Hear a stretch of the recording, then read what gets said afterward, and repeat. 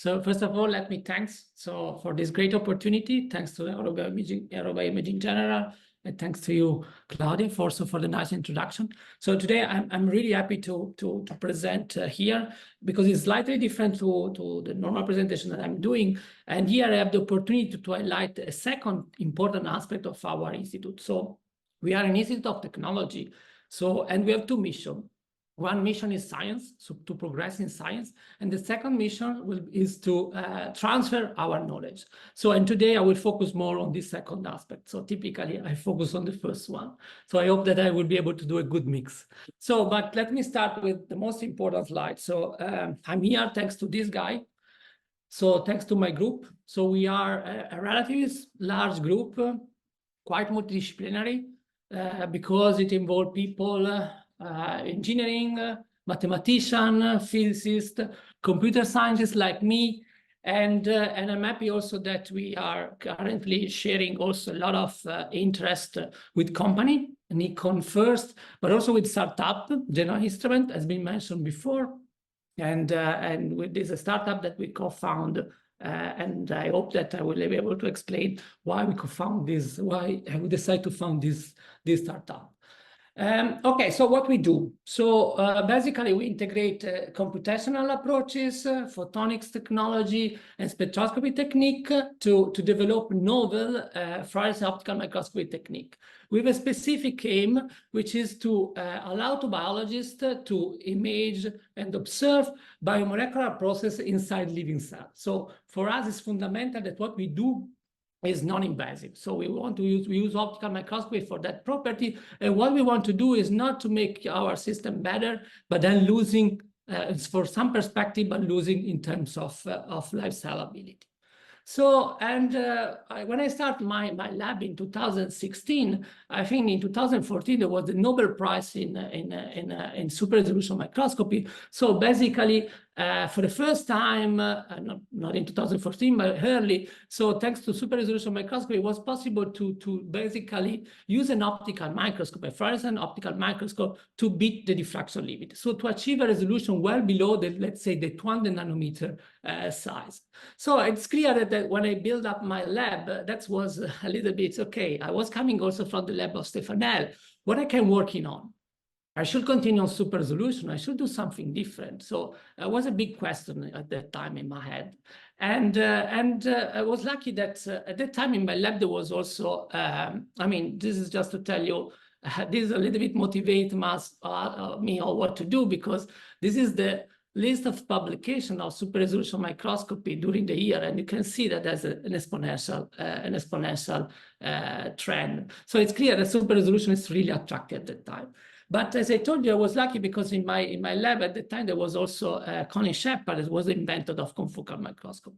Confocal microscopy is a pretty old technique, has been developed in the 90s, and surprised me when I check the number of publications comparing super resolution microscopy with those that has a keyword confocal microscopy. So basically you can see that still confocal microscopy dominates a lot against super resolution microscopy, and it still have also a very steep increase. So it makes me thinking, so why that? So super resolution microscopy seems to be the future, but a technique that is let's say the past is so predominant now. And the reason is simple, because confocal microscopy is able to provide a unique combination of spatial temporal characteristics that you need from your optical microscope. I'm talking about spatial resolution, which is the finest object that I can resolve, temporal resolution, which is the fastest process that I can observe, and many other, including information content. So my system is really informative, yes. Confocal microscopy is a very informative approach. So it's a very quantitative technique, imaging technique. So, okay, so what I can do, super resolution microscopy, confocal microscopy, what I can work on. So what I decide, okay, let's try to figure out, let's try to think a little bit out of the box and then find a way to basically stay on the shoulder of confocal laser scanning microscopy, but improve all the performance. So that was the question that I posed to myself and to my lab when I start my lab here at the Italian Institute of Technology. And I found the answer on this system. So without tell too much detail, because that's not the presentation where to do that. So the answer was single photon average diode array. So the answer was not to one of our collaborators at Polytechnic of Milan, that I know that they are expert on detector, and they say, which is now the novelty in the area, and they proposed me SPAD array. So okay, so that SPAD array has been already used in many different areas, but not so much into microscopy, mainly because it was never really designed specifically for microscopy, specifically for laser scanning microscopy. So what we do together, we sit together, we say, okay, let's design a laser scanning SPAD array able to match what I need from laser scanning microscopy. So again, just a long story short, let me say how we concentrate, what we do specifically. So we came out with a SPAD array that is very small. So it's a SPAD array means that it's a camera, okay? But it's a very small camera, and you will realize later why it's so small. It's only, in this case, was 5 by 5 element. So if you think about the camera of your mobile phone is much more pixel, so much more element, but we don't need it. Let's focus on a very small number of pixels. This means that we can transfer the data super fast in what is called an asynchronous readout manner. Then another very important property is the fact that it's not only sampling photon, because that's a single photon detector. You detect a single photon from your sample. Not only in space, you can say where the photon arrive in your camera, but also in time, because I can sample the photon arrival time with a precision of 100 picosecond. Very high precision, so faster than any dynamics in your sample, and faster also of many photophysical processes that you have in fluorescence. So, and now that I have this element, why this element can solve me and help me to improve confocal microscopy. So let's think how confocal microscopy works. So if you have a confocal laser scanning microscope, what you do, you shine the light in a specific region of your sample, a very small region, 20 nanometer, that is the diffraction to tell me that I cannot focus smaller. And then all the light, all the fluorescent molecule in this region has been excited, they emit light that is collected typically by a single element detector, which provide photomultiplier, which provide you one single intensity value. So then I scan my point, my probed region across the sample, and for each position, I collect one intensity value that I project in a matrix, and I build up my digital images. Okay, so very simple process. Focus on a position, collecting all the light coming from this position, and forming my images.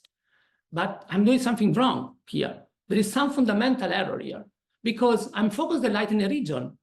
So that means that I create an image, but I'm using a single element detector. So I integrate the light across space. So that's wrong. I'm losing information.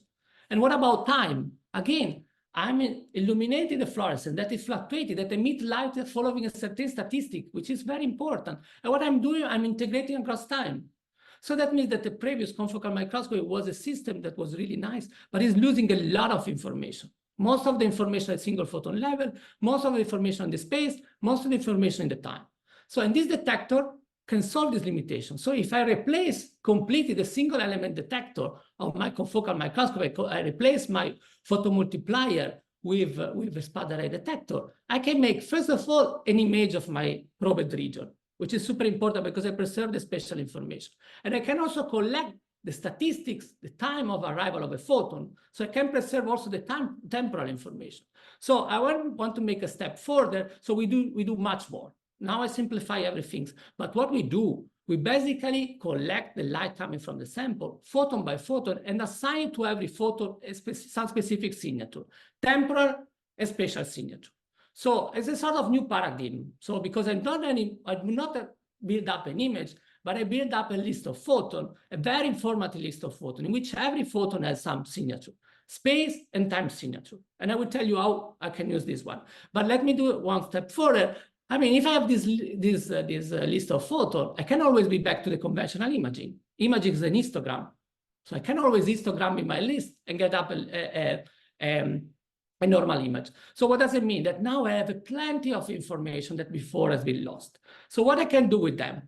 So again, I was coming from super resolution. So the first thing that I say, I can use this new information and specifically the space information to build up a super resolution image. Yes, I can do it. So that's an example. So that has been done through the system, a technique that is called image scanning microscopy. That funny things was invented in the 80s.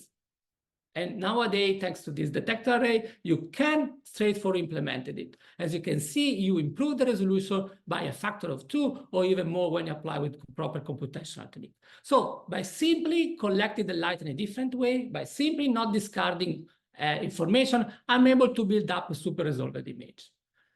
So one very important aspect is that this is super versatile technique. So I can use my conventional sample. I can sit in front of a confocal microscopy just with a SPAD Array Detector in, and I can build up a super resolution image. So I don't have to do any trick. I don't have to use extra laser. I don't have to prepare my sample in a different way. I don't have to wait in more. So just simply the very same system that I was using as a confocal, now I can use in a super resolution system.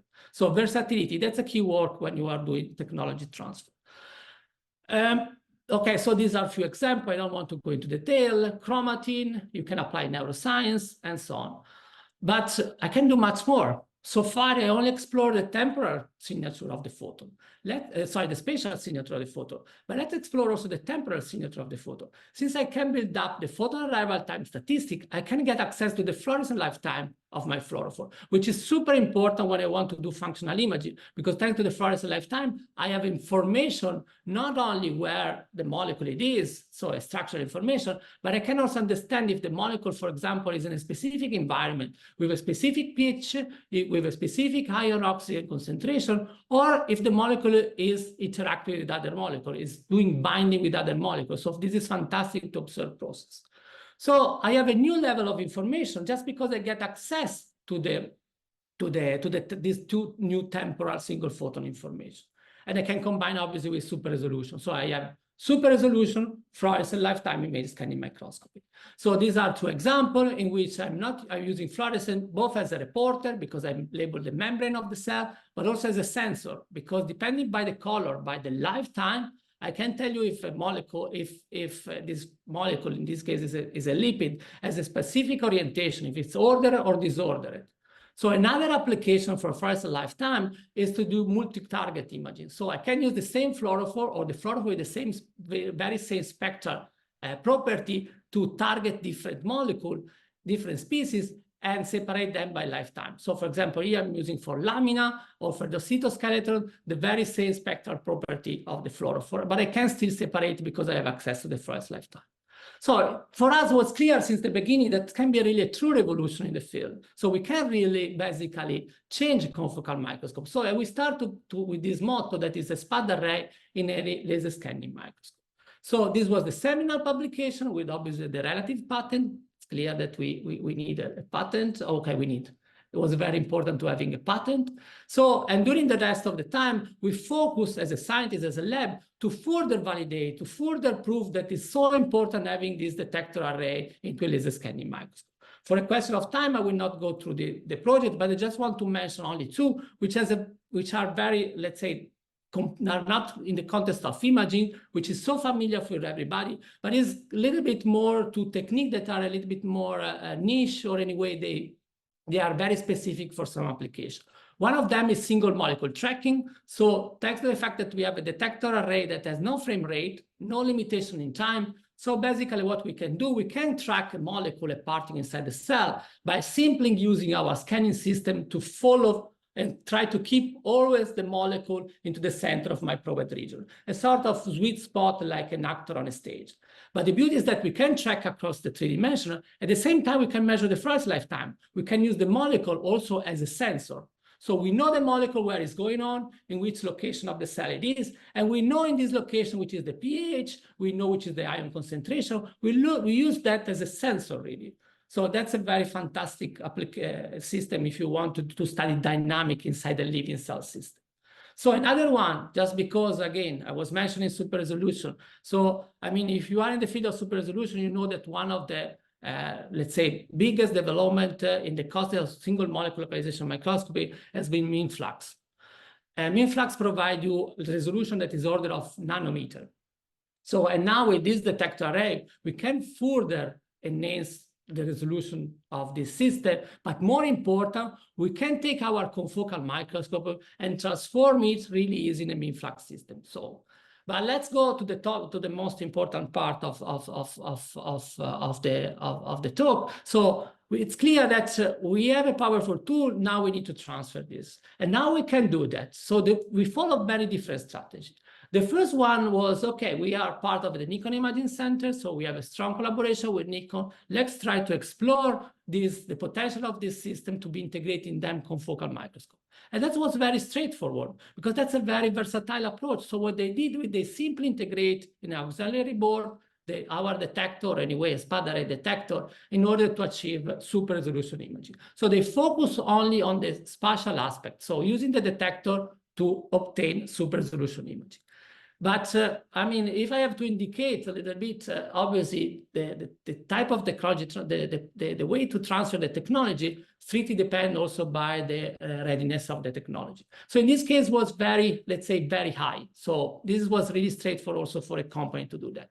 So if we reduce a little bit the readiness and we thought about fluorescence lifetime imaging, that was not very straightforward, and thereby what we decided to do, we decided to open a startup.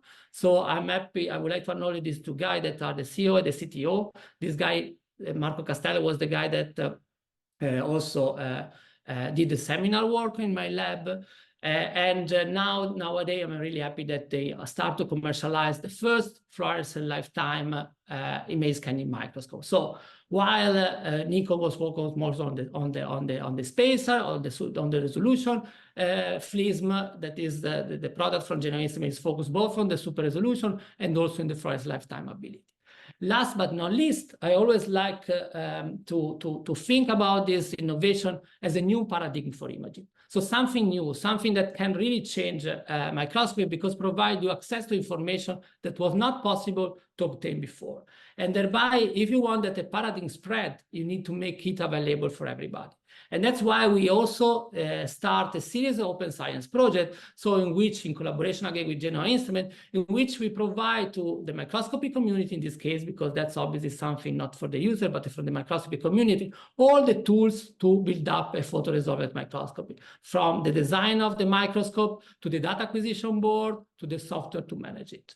So with this, I think that I don't have any more time. So I want to conclude again, acknowledge my group, and also thanks also to the funding agency, obviously.